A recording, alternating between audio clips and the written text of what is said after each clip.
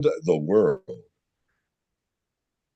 Today is Wednesday, March 26, 2025, and you are viewing the special edition of Issues and Answers on the WCEG Network. I am your host, Norman A. Carter Jr. If you are currently watching, we thank you. Inform your neighbors, friends, and associates that we can be viewed live via YouTube, Facebook, LinkedIn, Twitter, and Instagram, and over streaming devices such as Roku. Our podcasts are available on Apple, Google, Amazon, Spotify, and JioSaavn from India.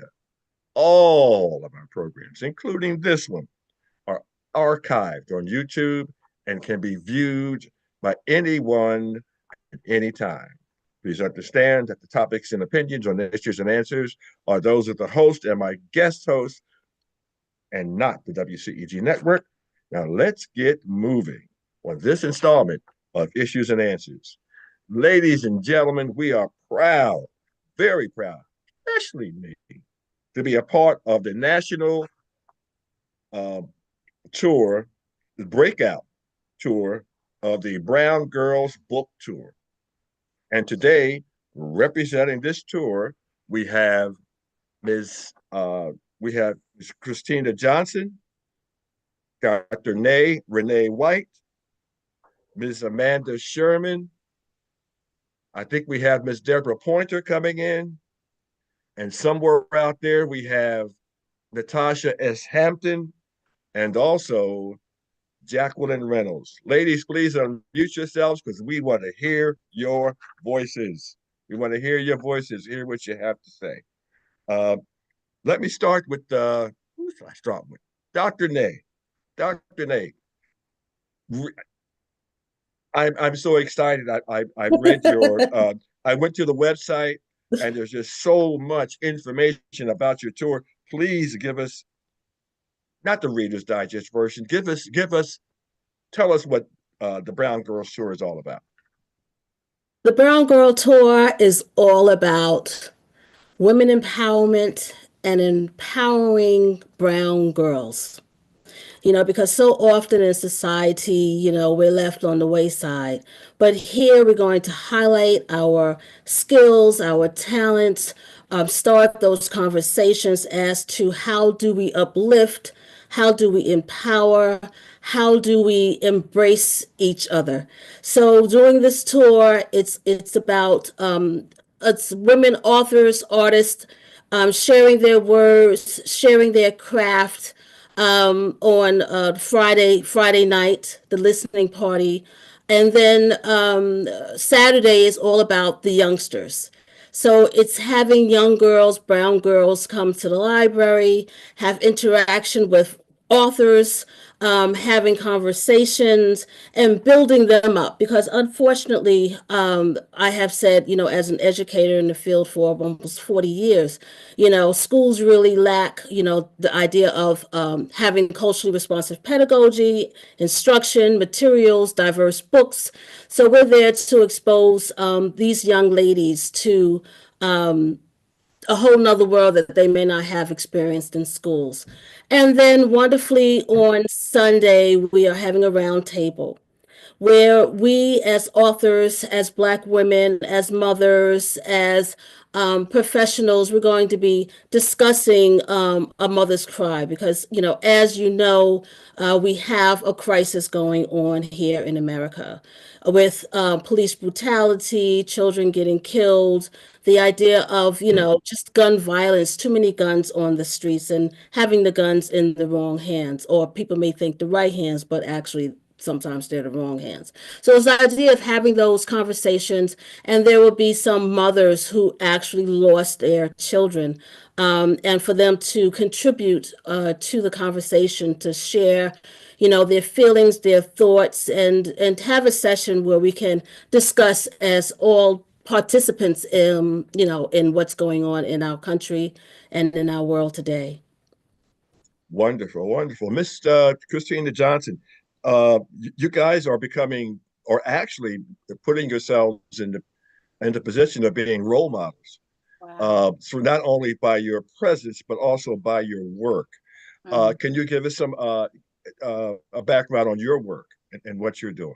I actually wrote a memoir, and it comes from me growing up in an in an abusive household. As a child, learning to navigate with no self-esteem, without my biological father being present, but seeing my mom go through abuse in the home. And my book actually talks about how I was able to overcome those circumstances, from a young girl's point of view, growing up very afraid, not loving myself, not understanding what self esteem was, but having to build myself, learn forgiveness, learn my own inner beauty. And how important it is for us to know who we are and whose we are, to be able to take from the experience of that and share with young women. I used to go to actually go to Atlanta area schools here in Georgia and speak to young kids about dating and domestic violence, because I actually lived through it. And it's amazing how a lot of them didn't understand that no matter what type of house you live in, how you dress, how you look physically, it can happen to you. And how it influences our choices as we become young women and young men, when we don't love ourselves and we don't have that, that nurturing background and things of that nature. So my book is really sharing my story to show people how I overcame, in hopes that my story will influence other people that have not only similar backgrounds, but hardships and traumas that they've grown through, to help them live their best lives. So it's I tell really a you, testimony and a labor of love. you are the second person I've interviewed in the past 2 months who's written a book about that very topic. And Wow. one of the things that people forget is that, or don't realize, is that uh, you're a great example of what should happen. But what happens more Mhm. often than not is that both young boys and young girls who grow up in abusive atmospheres, they are they have the mentality that this Mhm. is the way it's supposed to be, Yes. and so they will act out and take on those roles into adulthood. And it's people such as you who really need to get that message out, because this is a big problem in our society. Yes, I think you either become the abuser, a survivor, or a victim, which I feel victims don't make it. I'm a survivor, thank you, God. Mm. But yes, just learning that we have a choice, which is the name of my book, really, my choice to choose, which just means from the time you wake up in the morning till you go to bed at night, everything is a choice.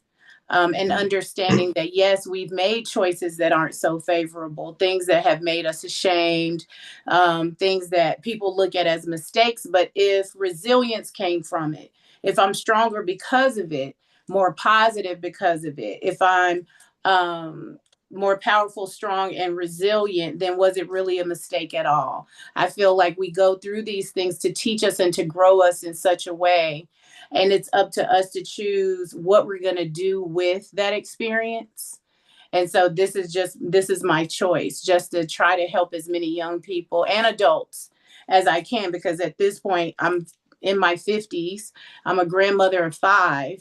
And I've been through so much, but to be able to still, live the life that I am living and have lived, and how gracious the Most High has been to me, with these circumstances being in my past, then I like people to see me and say, well, if she can do it, then I can do it.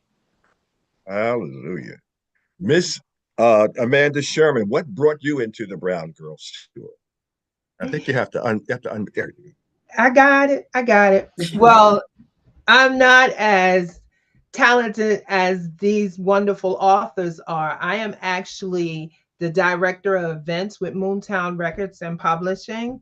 Mm-hmm. So I have plenty of stories, just haven't been able to put it out there like our authors have. I come from the background, like I said, doing events and travel. And when I had the opportunity of working with Kim Weeks, and she explained where we were going, it was just something that I had to say, yes, I'll be a part of it. Well, you are essential. You are essential. You know, I hear you humbling yourself, but without you, a lot of this is impossible. I actually went to your website this afternoon, and and I'm thinking to myself, and I want to say this to all my viewers and listeners. We're going to put website information up to you before the program is over, and when we sent this out on Facebook and YouTube. But you really need to pay attention to these ladies, these mentors, these conduits, as Miss Sherman has graciously put herself in that position. Because without these conduits to get the message out, it doesn't happen. It doesn't happen. And we're talking about a national tour here now. So Yeah. this is how we get the message out. And you know, in essence, and I'm hearing all of you, not all of you yet, but I intend to. In essence, you guys are not only saving lives, but improving lives by what you do. And you're addressing it to a population that has so few contemporary people to look at and to look up to, and to show them that there is a way. There is a way to get your message out, that you are worth something, that you are worthwhile. You know, we need some more Jesse Jacksons out there saying, you know, I am a man, you know, I am a woman, you know, and you have value, you have worth. Miss Pointer, Deborah Pointer, uh, we'd like to hear how you came into this tour. Well, I came to this project through Kim Weeks, who I worked on other projects before. So I've known Kim for years.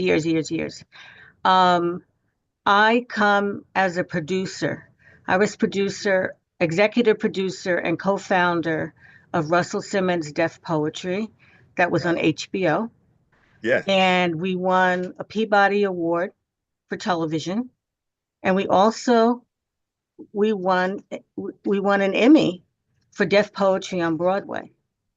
And what we did was we took something that a lot of people had never seen, and we brought it to television, and we brought it to Broadway.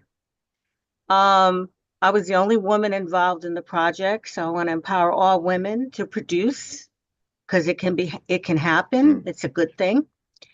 And I think we made a difference in a lot of lives. I remember when we went to Broadway, a lot of those young folks that we gave free tickets to Broadway had never been to a Broadway show before. They didn't even know how to act, you know. So we had to do classes on how to go to Broadway. You know, yeah, you can snap your fingers and all that kind of stuff, you know, like poets do, but standing up and yelling at the poets and all that, you know. Yeah. So it was a great experience, and we really opened the door for a lot of poets. A lot of people got work, a lot of people got paid. And I remember when we started the tour, we didn't get paid, but we made sure the poets got paid. We made that a priority because they were giving us a service. And it really made a difference, you know, touring across the country and then going to HBO. We did 2 seasons. They wanted to do another season. And then at that point, you know, Russell had some challenges. So we kind of shut down. So my book is fiction about the whole spoken word poetry movement. And it was fun writing, captured a lot of stuff. Didn't tell too many secrets, but there were secrets. I mean, we had poets faking it, saying they wrote their poems themselves and they hadn't written it. And there were ghostwriters and all. It was a lot of fun. It was a great experience, and I'm glad I got to do it. But I've been doing poetry since I was in elementary school. Same here. And then my classmate, when I went to Lincoln, was Gil Scott-Heron before he transferred to Howard. So I've always been in this poetry scene, and I still write. Not as much as I used to, but I still write. Well, I'm thinking because for those of you who may be younger and not familiar with the HBO presentation of Deaf Poetry, uh, it inspired a lot of people, including my youngest daughter.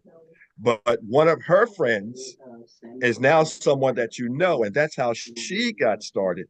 She started with spoken word, and that's the famous Jill Scott. Uh, that's how she broke in, and that was her first claim to fame. So, um, and I'm sure there are scores of others who you have inspired to uh, to come out of their shells, so to speak, and because it's very difficult to stand before an audience and express yourself in that manner. And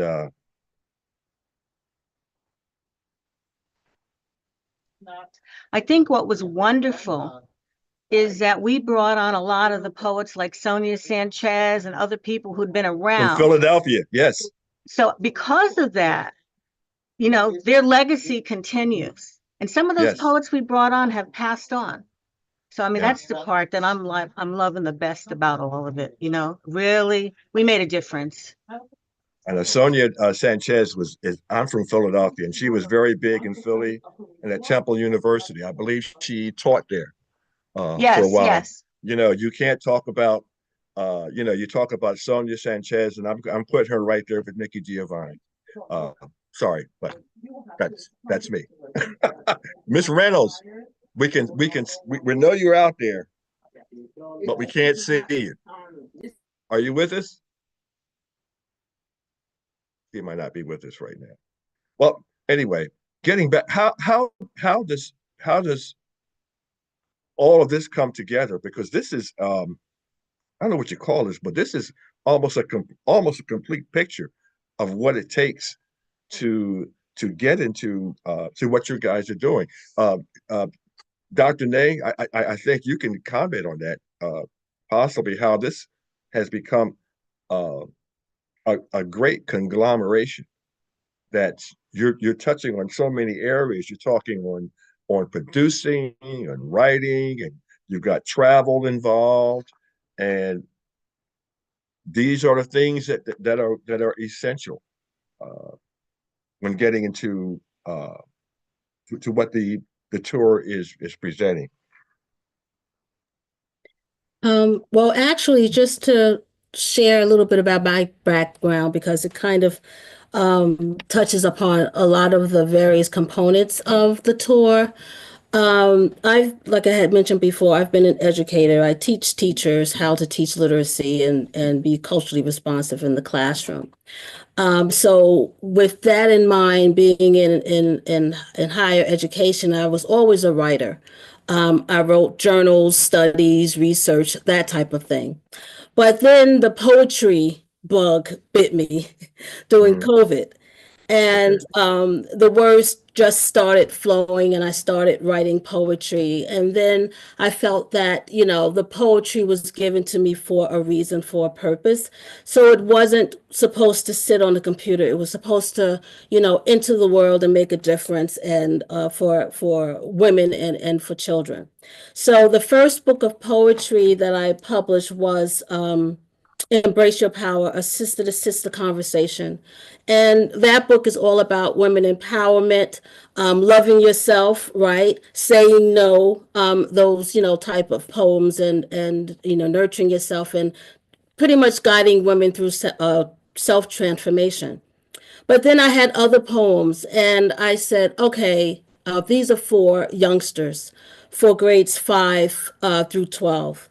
And one is for girls, step into your sister girls, step into your greatness, and yo bro, strive toward excellence, because it's all about, like we had said before, about teaching children young to respect themselves, for girls to respect themselves, for boys to respect girls, for them to, think about what are their aspirations, to think long term. So I do use the books in schools, and work with children in after school and during the day for their social emotional learning and literacy periods.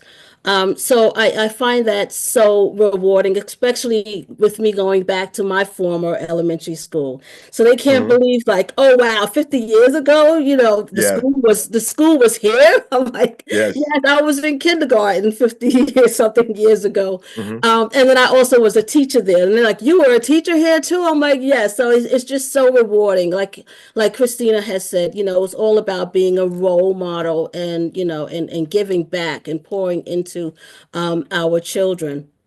So then with my poetry, I'm like, okay, it's how can I turn it into music? So I met Herb Middleton, Okay. the music producer and founder and president of Moontown Records.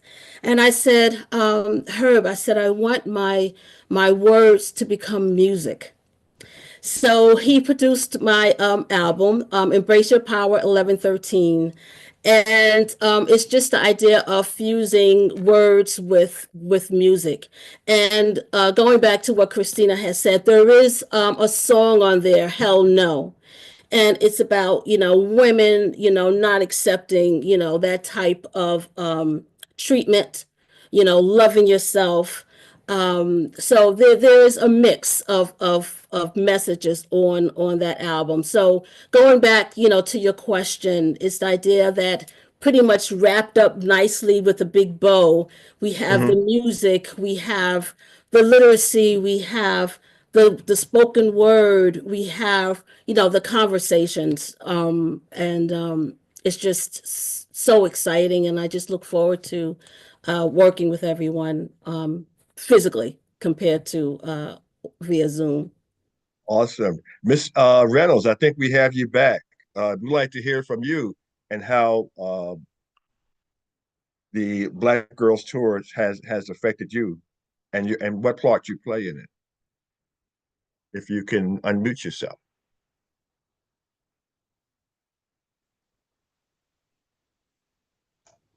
She Like, is trying, but she can't yeah, unmute.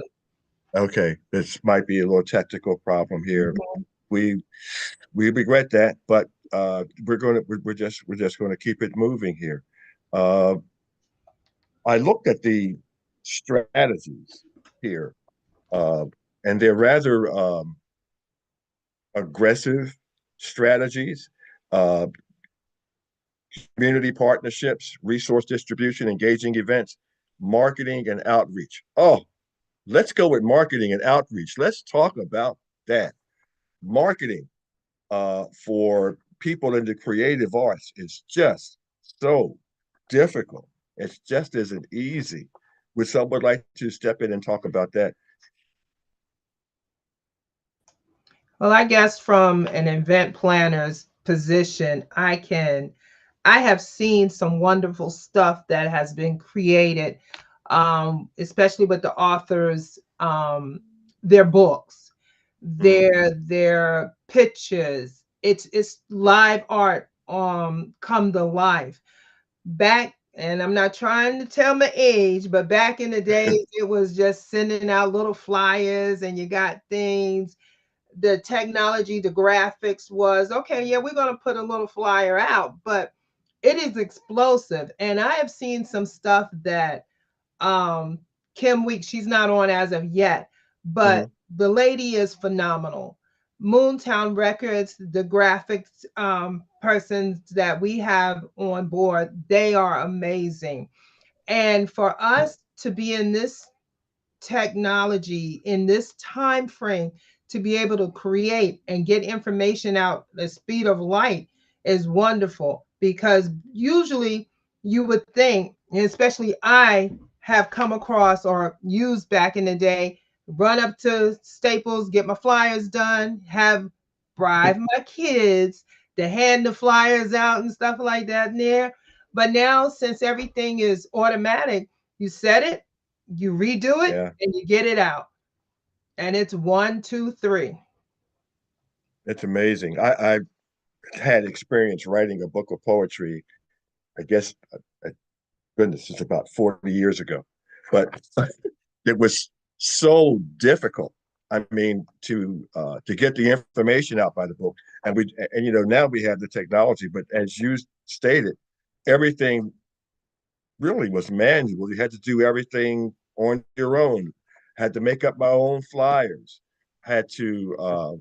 There was just so much that you had to do, and they send you a big case of books, and that was it. I mean, there was no uh, Books a Million or Amazon or Barnes and Noble. There was none of that, and it was very, very, very, very difficult. It still is difficult.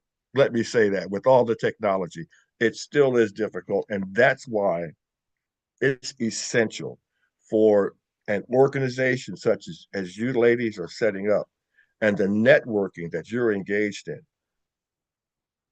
is so essential because when you have this type of creative talent, you have to use multiple venues to get your message out, to get yourself out there, and this is what you ladies are promoting. And I really, really, really am excited about what you're doing here. Can you tell us something about your tour that's coming up? I think you're going to be in Tampa this week.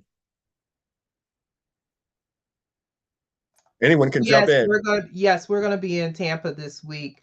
Starting from Friday the 27th through Sunday the 30th. We are doing the listening party for the authors to do the meet and greet. We have, I believe it's confirmed, but we do have 2 artists and it might be a third one to come out. And we will be at Al's Soul Food Finger Licking Good restaurant. Jackie Reynolds is the owner of that restaurant. So we're going to have some good food, enjoy some good music. Tickets are already being sold online on Eventbrite. Saturday, we will have Sulu 2. That event will be free and it will be catered to our young and brown girl ambassadors. So everyone is welcome to attend, but we will be I had it on top of my head. Young girls from the ages of 4 to 17 can come and talk to the authors, see what it's like being able to write a book, write a poem, just looking for that mentorship. And Sunday, the 30th, we will be at a Level Up. And that event will be from 2:30 to 6. And that's where we will have the Brown Girl Roundtable with the theme of A Mother's Cry. And Dr. Nate did a wonderful job telling everything about this weekend. I want to just mention that a lot of this information you can go to www.moontownent.com. www.moontownent.com. All that information is there. Will all of you be there in Tampa, and what other venues will you be moving on to after Tampa, or has that been set up? I believe Ethel Gardner wasn't able to get on, but she will be the host from Los Angeles. She'll be coming in as our host. She's also one of our Brown Girl Book Tour authors as well. We are going to be going to Georgia. I just do not have the exact dates that we will be there. And from there, we will be going to Jersey and back to Baltimore. But we're working out the logistics of that now. Well, I certainly hope when you come to Georgia, you let this Brown guy know about it so that I can bring along some folks and I would definitely promote it. But Wonderful. This is something that's very near and dear to me. You know, my daughter is an educator, my youngest daughter, and she started out with spoken word several years ago, following in her father's footsteps, I think. But anyway, I think this is just so important, and there's just so few you're very unique. You're very unique, and I think that you are a resource that is both rare and also necessary. So necessary. And whatever we can do here at WCEG to promote whatever you do, wherever you are, please feel free to get in touch with me or Ms. Rogers. We would love to help you out as much as we can, because this is truly, truly, truly necessary. Like to hear some more about your works. And I know Miss Johnson, we talked to you, and Dr. Nay, and Miss Point. I wish we could get into to hear Miss Reynolds. I wish. But We she's were present. also, I'm sorry, Natasha Hampton is supposed to be on, but she was in the middle of a meeting. Yes. So we have Janelle Middleton. She will not be at this particular event this weekend. She's also a wonderful author and and a playwright. She does Wow. shows as well. Oh my goodness. And then, like I said, we do have our featured offers, which are the three young ladies here. And we have we will be, oh, I forgot, we are hosting Tampa's author. And I'm sorry again, I've gone blank because Kim was supposed to be doing this, but she's on another Zoom. You're doing But well.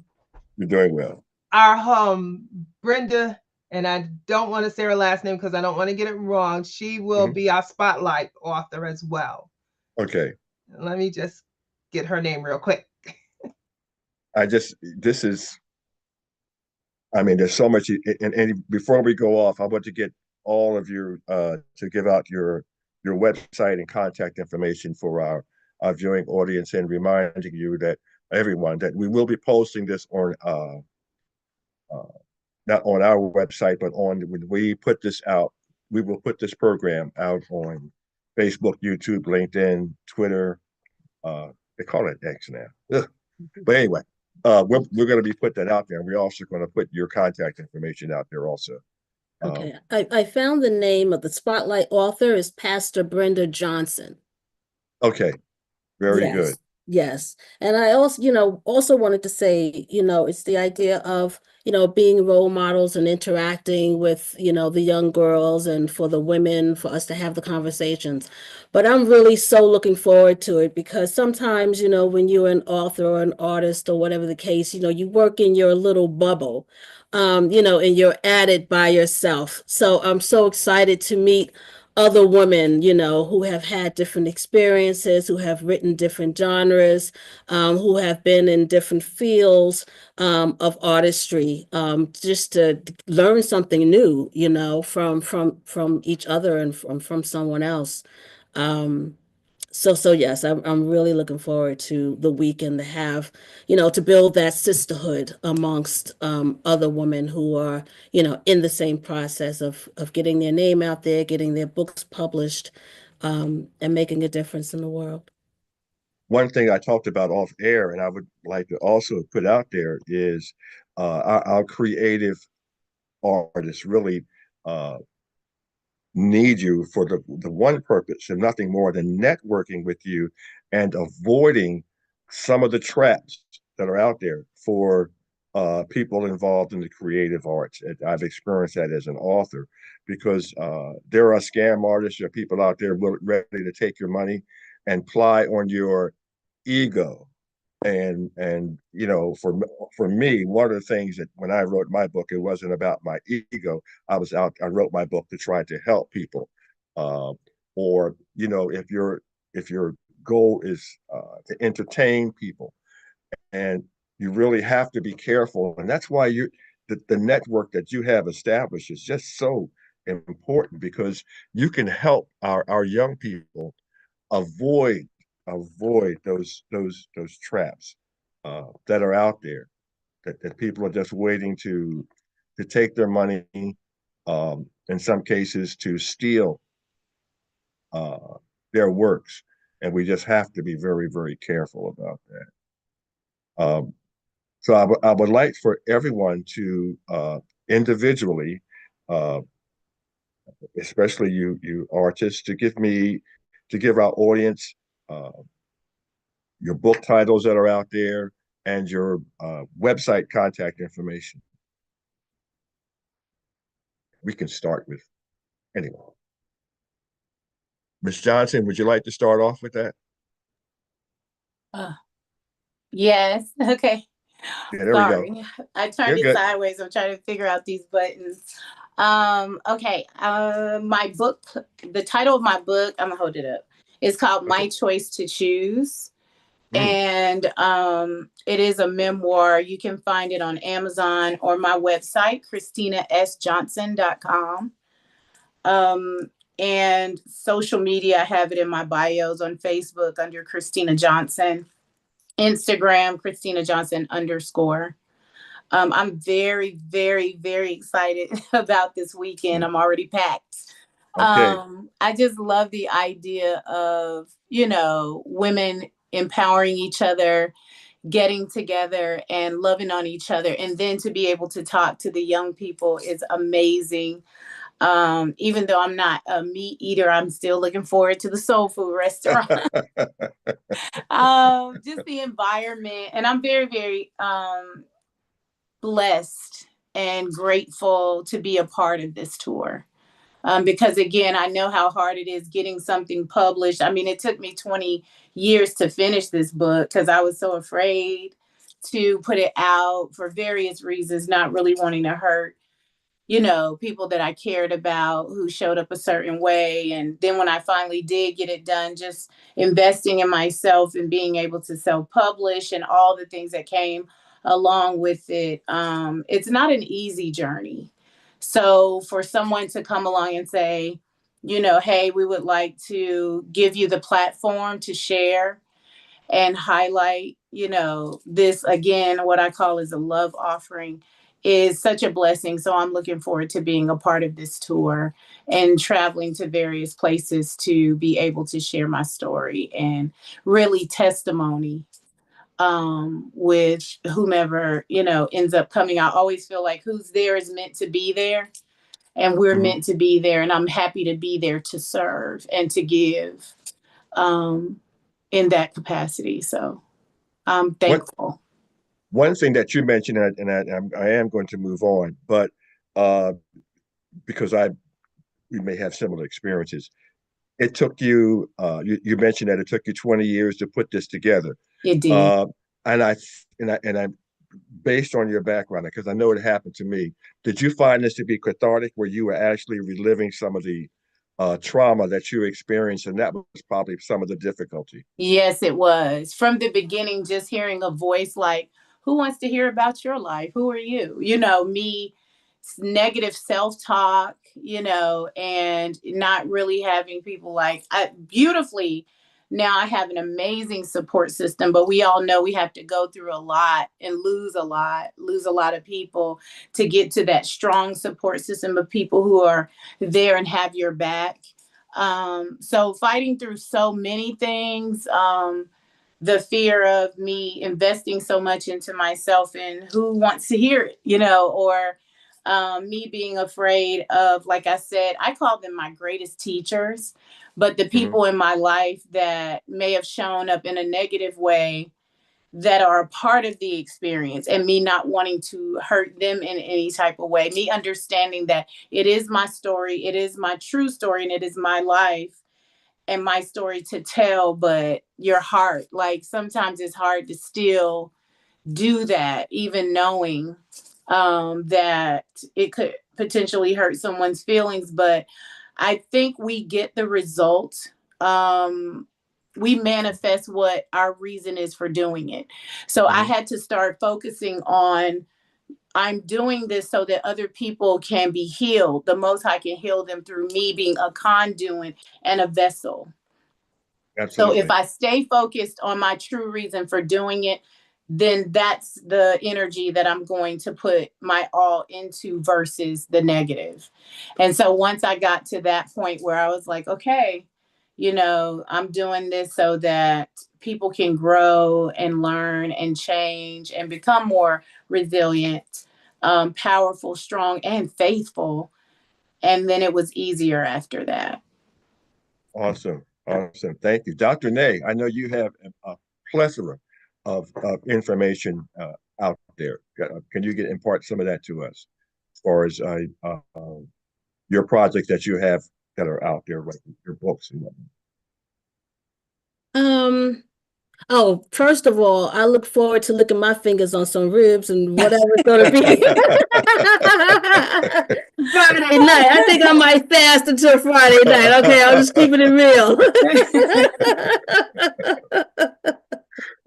Oh, goodness. Yeah, I'm so silly. Okay, so, another point, came up when you were Norman, when you were speaking about, publishing and, some of the issues, that you had. What I found at the very beginning, that it was so difficult to publish in the traditional way, especially being a person of color.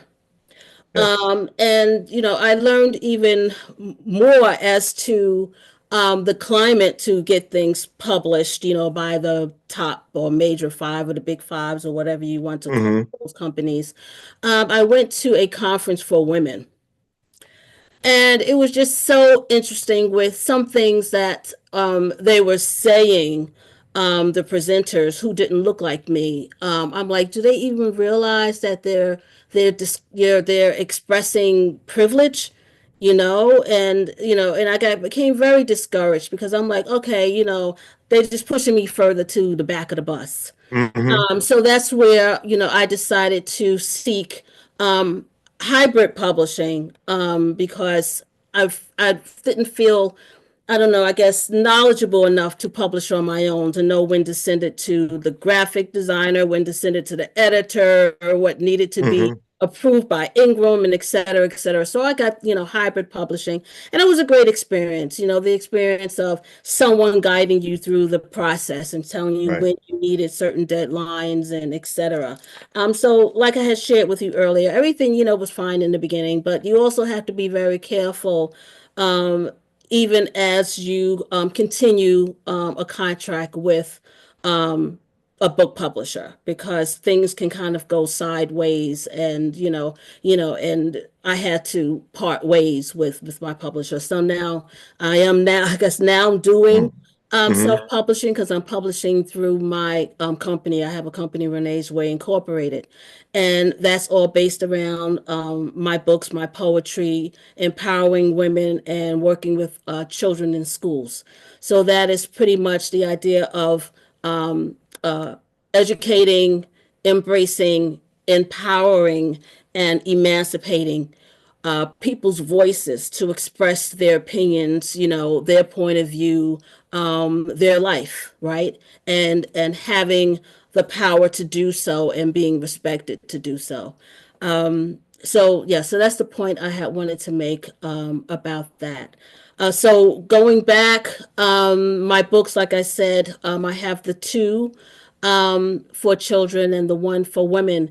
And my process was a bit different than Christina. It just seemed like during COVID, I had resigned as chair of my department because I'm a college professor. And when I sent off that resignation letter that night, the words just came. I never think about what I have to write about. I never have to think about the title. I don't have to, it just comes, and it comes whole. So like I'll wake up 3:30 in the morning and the words are there, and I have my laptop, and it's done. So it was pretty much a fast process for me getting a lot of the poetry out. I still have volumes of poetry that I'll be using in some sort of way. But then I was, like I said before, it was the idea that I wasn't giving because I felt it was given to me. Like you had mentioned before, you had used the word vessel, Chris. Yes. So I really just felt that I was, channeling, the information that needed to be brought out. So I said, for me to be trusted, it's meant for a purpose. So that's why I really pursued publishing the books. And it took me a little while in the beginning because I was considering that traditional way. But then I realized, I don't have to, I have the power to publish it and get it out there my way. And yeah, so this idea of publishing the book for the women, and then I said, okay, I really need to focus on the youngsters. And then after, working with my books in the school and presenting my PowerPoints with music, I'm like, oh, well, how can my poems become music? And we had mentioned before about, timing, just so Mm-hmm. happened I went to a gala to speak about my books and my company. And Herb was there as an honoree. Mm-hmm.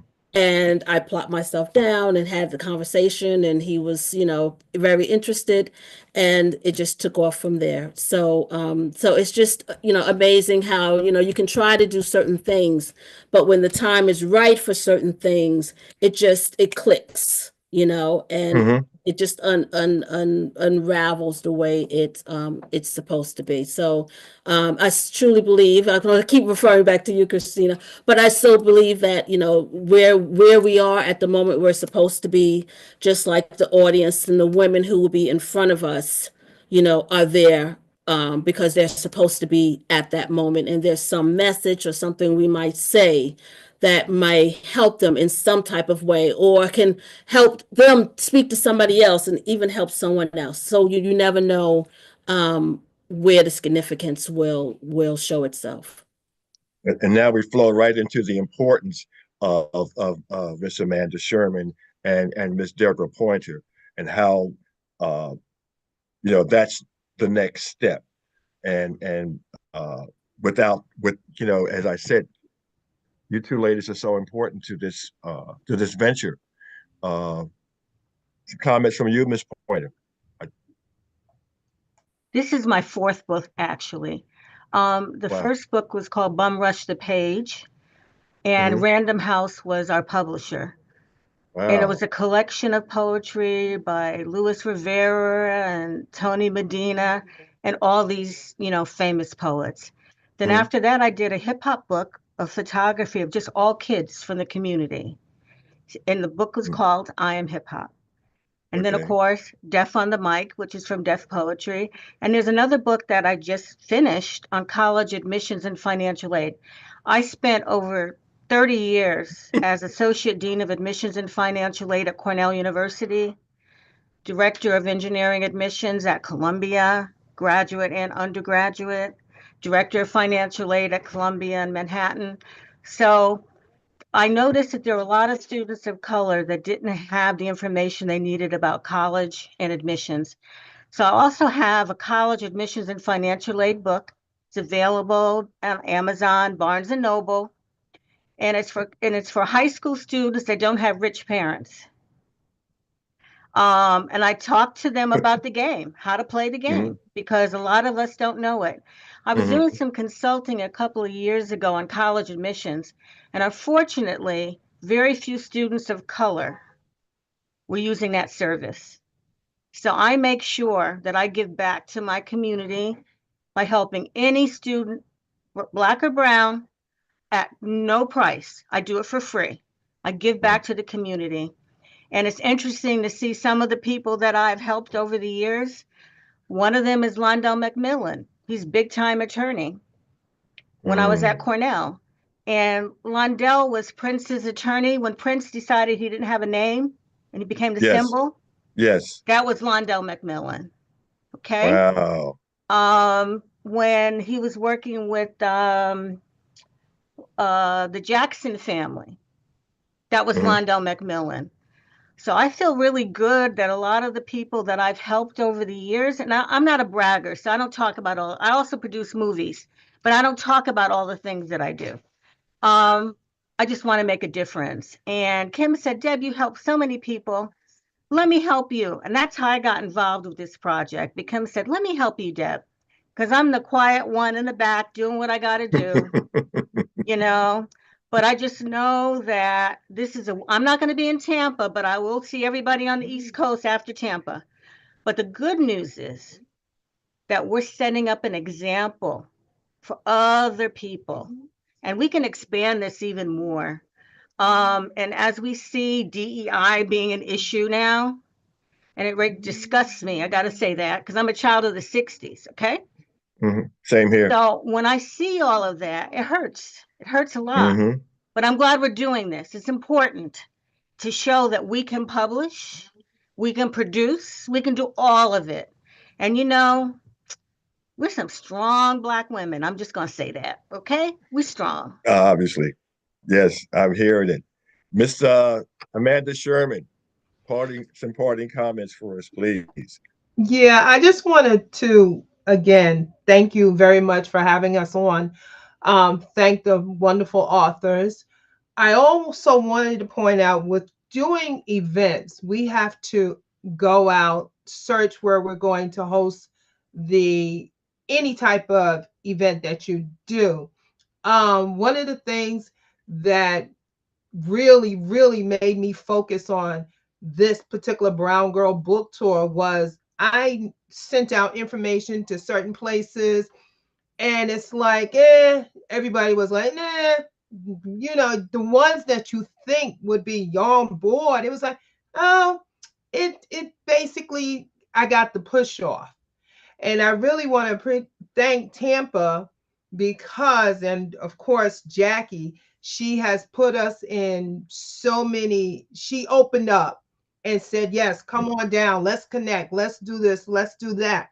My particular area where I was focusing on thinking it was going to be a big thing, trying to get it into the libraries, trying to get it into the colleges. Yes. And it was like, oh, well, we haven't heard of them. And I really believe it was more so, as my youngest had taught me, here's the beautiful, here's the extreme.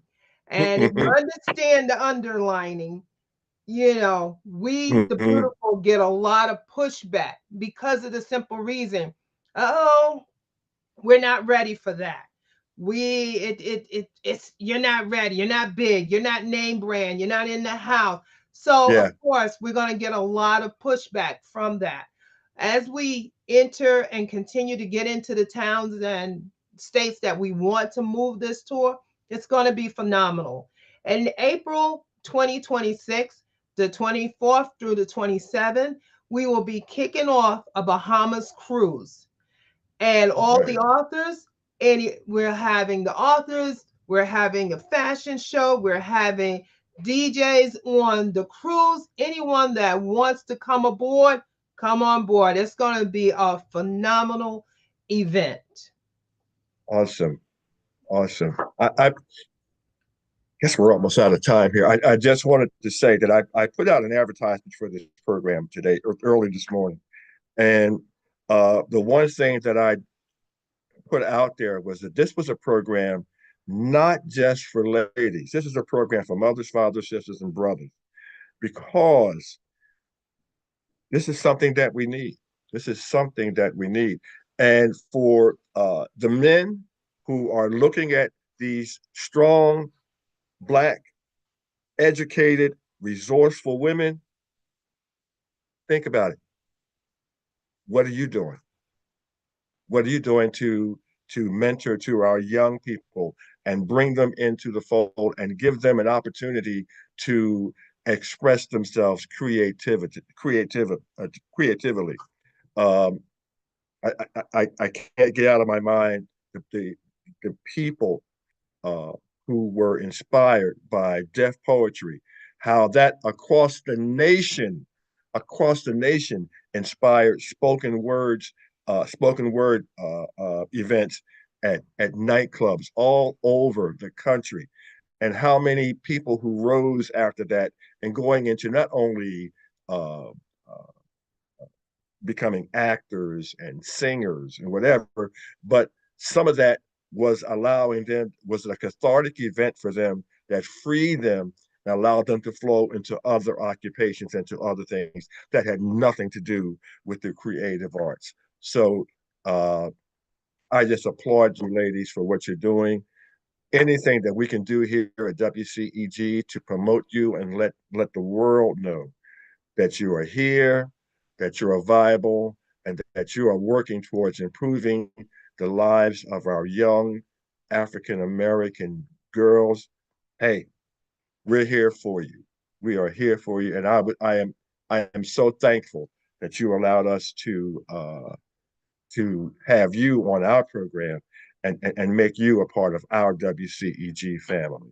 Thank you so very, very much. And ladies and gentlemen, we'd like to thank all of you for joining us here today on WCEG Issues and Answers Special Edition. And we'll be back with you in about 2 weeks. And we've got some dynamite programming coming up for you, just as great as the program that we had today. And today's program was absolutely one of our best. And I thank all of you. Peace out. Remember, it's nice to be important, but it's more important to be nice. Take care, y'all. Bye-bye.